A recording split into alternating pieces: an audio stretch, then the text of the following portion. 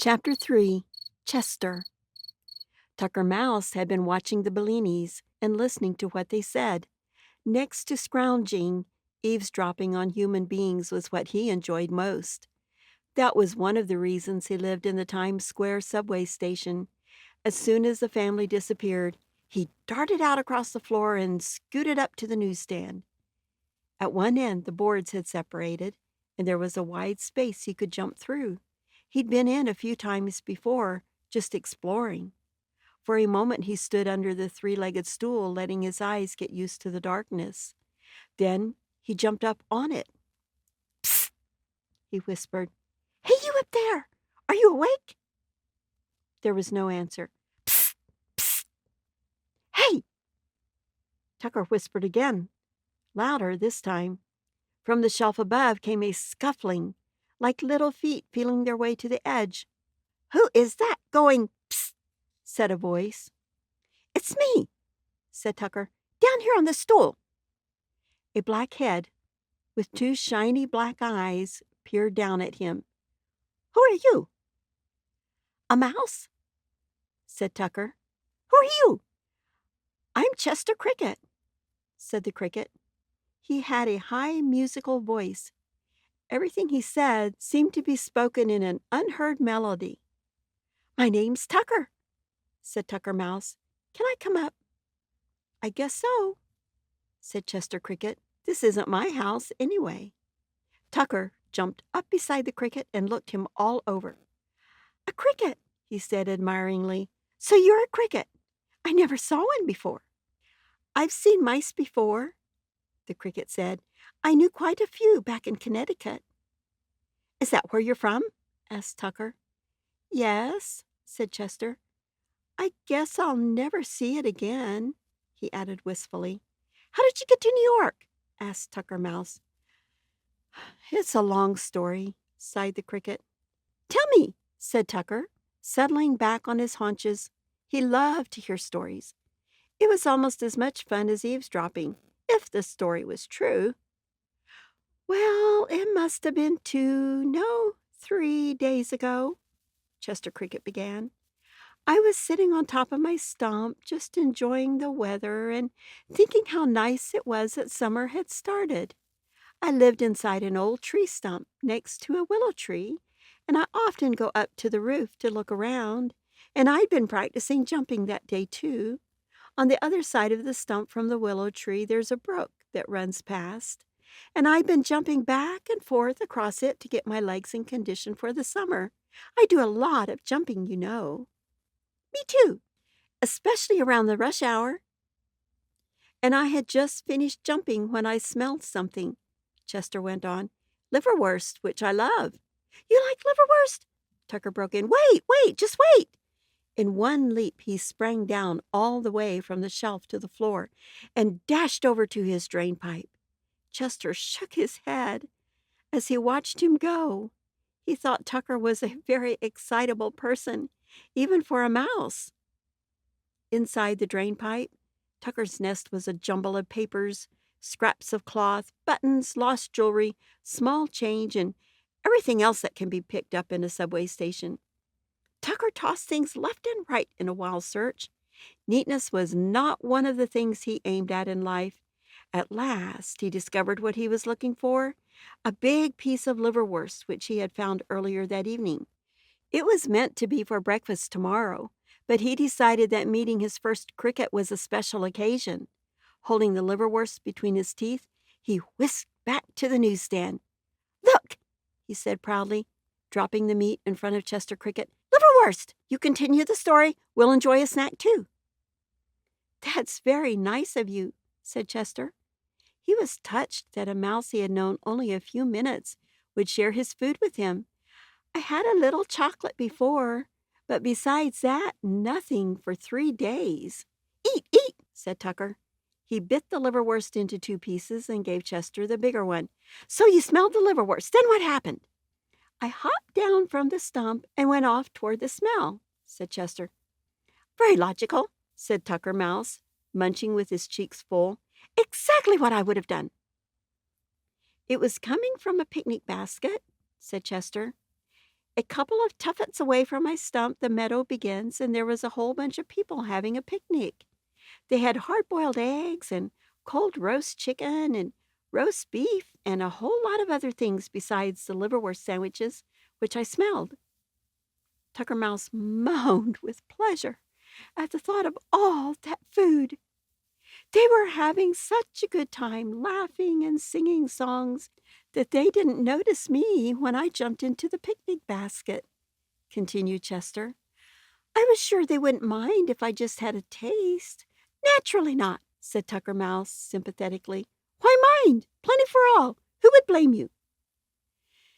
Now, I have to admit, Chester went on, I had more than a taste.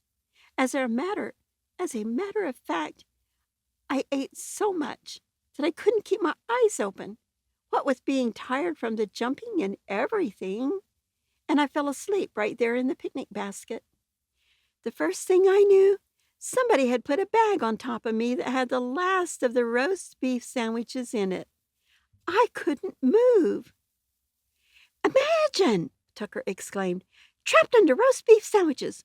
Well, there are a lot worse fates. At first I wasn't too frightened, said Chester. After all, I thought, they probably come from New Canaan or some other nearby town. They'll have to unpack the basket sooner or later. Little did I know. He shook his head and sighed. I could feel the basket being carried into a car and riding somewhere, and then being lifted down. That must have been the railroad station. Then I went up again, and there was a rattling and roaring sound the way a train makes. By this time, I was pretty scared.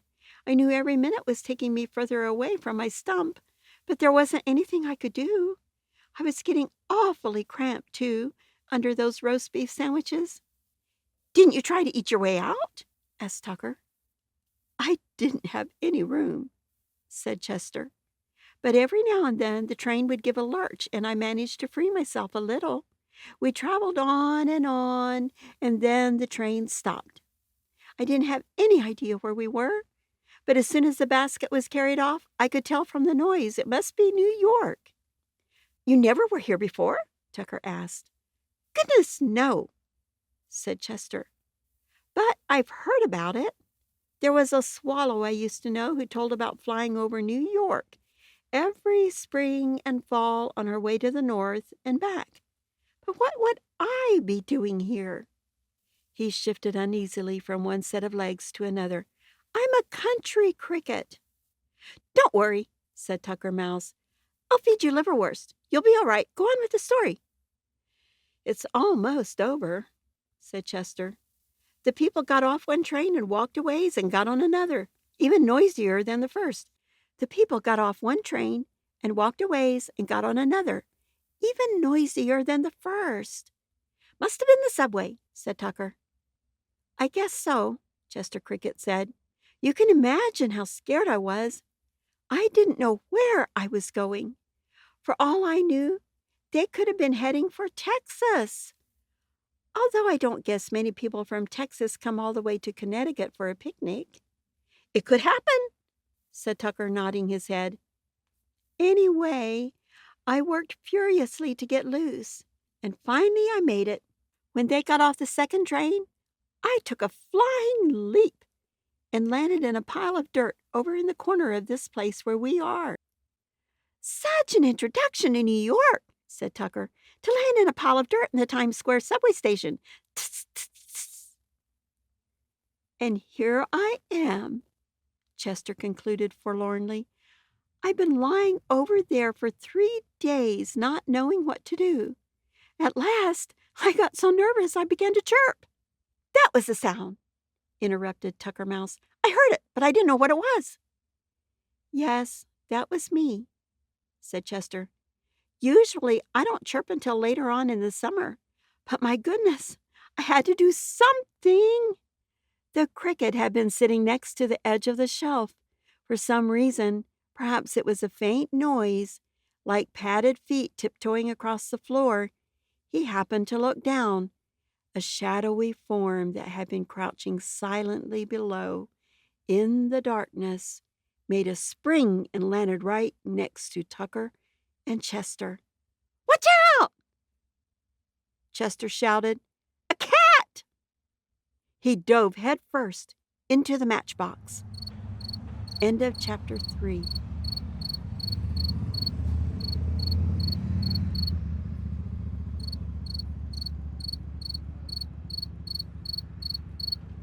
Chapter 4.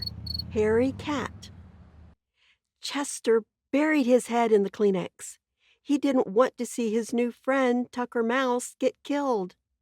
Back in Connecticut, he had sometimes watched the one-sided fights of cats and mice in the meadow, and unless the mice were near their holes, the fights always ended in the same way. But this cat had been upon them too quickly. Tucker couldn't have escaped. There wasn't a sound.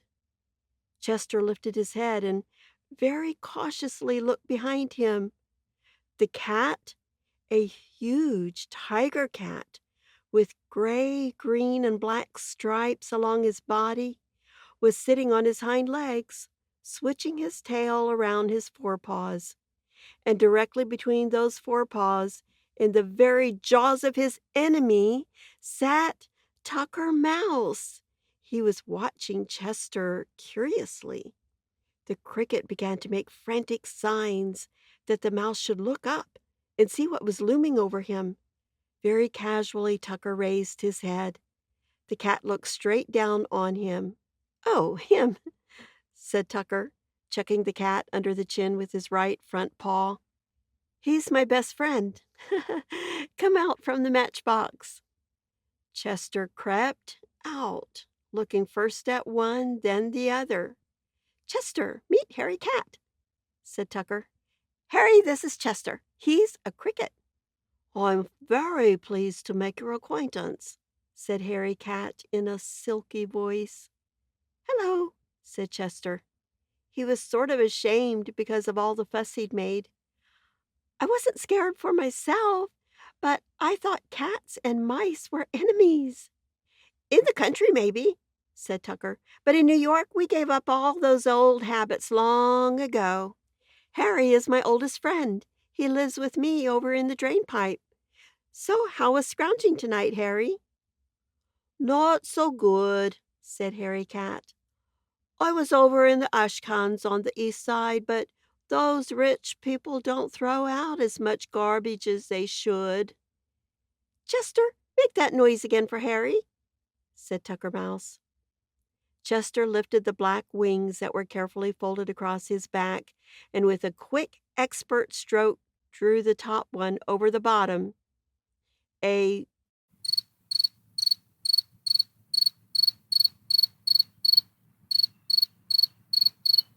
echoed through the station. "Lovely, very lovely," said the cat. "This cricket has talent." "I thought it was singing," said Tucker. "But you do it like playing a violin with one wing on the other." "Yes," said Chester.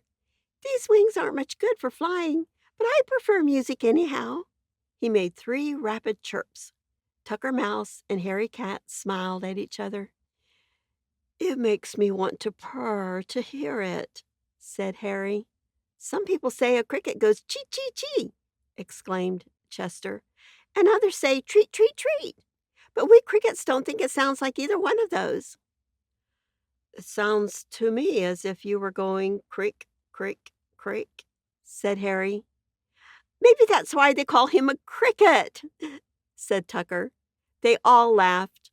Tucker had a squeaky laugh that sounded as if he were hiccuping.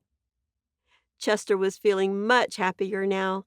The future did not seem nearly as gloomy as it had over in the pile of dirt in the corner. "Are you going to stay a while in New York?" asked Tucker. "I guess I'll have to," said Chester. "I don't know how to get home." "Well, we could always take you to Grand Central Station and put you on a train going back to Connecticut," said Tucker. "But why don't you give the city a try? Meet new people, see new things. Mario likes you very much." "Yes, but his mother doesn't," said Chester. "She thinks I carry germs." "Germs," said Tucker scornfully. "She wouldn't know a germ if one gave her a black eye. Pay no attention." Too bad you couldn't have found more successful friends, said Harry Cat. I fear for the future of this newsstand. It's true, echoed Tucker sadly. They're going broke fast. He jumped up on a pile of magazines and read off the names in the half light that slanted through the cracks in the wooden cover. Art news, musical America. Who would read them but a few long hairs? I don't understand the way you talk, said Chester. Back in the meadow, he had listened to bullfrogs and woodchucks and rabbits, even a few snakes, but he had never heard anyone speak like Tucker Mouse. What is a long hair? Tucker scratched his head and thought a moment. A long hair is an extra refined person, he said. You take an Afghan hound, that's a long hair. Do Afghan hounds read musical America? Asked the cricket. Oh, they would if they could, said Tucker. Chester shook his head. I'm afraid I won't get along in New York, he said. Oh, sure you will, squeaked Tucker Mouse. Harry, suppose we take Chester up and show him Times Square. Would you like that, Chester? I guess so, said Chester, although he was really a little leery of venturing out into New York City. The three of them jumped down to the floor. The crack in the side of the newsstand was just wide enough for Harry to get through. As they crossed the station floor, Tucker pointed out the local sites of interest, such as the Nettix lunch counter. Tucker spent a lot of time around there, and the Lofts candy store. Then they came to the drain pipe. Chester had to make short little hops to keep from hitting his head as they went up. There seemed to be hundreds of twistings and turnings and many other pipes that opened off the main route, but Tucker Mouse knew his way perfectly, even in the dark. At last, Chester saw light above them. One more hop brought him out onto the sidewalk, and there he gasped, holding his breath and crouching against the cement. They were standing on one corner of the Times building, which is at the south end of Times Square. Above the cricket, towers that seemed like mountains of light rose up into the night sky. Even this late, the neon signs were still blazing. Reds, blues, greens, and yellows flashed down on him, and the air was full of the roar of traffic and the hum of human beings. It was as if Times Square were a kind of shell, with colors and noises breaking in great waves inside it. Chester's heart hurt him, and he closed his eyes. The sight was too terrible and beautiful for a cricket who up to now had measured high things by the height of his willow tree and sounds by the burble of a running brook. How do you like it? Asked Tucker Mouse. Well, it's quite something, Chester stuttered. You should see it New Year's Eve, said Harry Cat. Gradually, Chester's eyes got used to the lights. He looked up, and way far above them, above New York, and above the whole world, he made out a star that he knew was a star he used to look at back in Connecticut. When they had gone down to the station and Chester was in the matchbox again, he thought about that star. It made him feel better to think that there was one familiar thing twinkling above him amidst so much that was new and strange. End of chapter 4.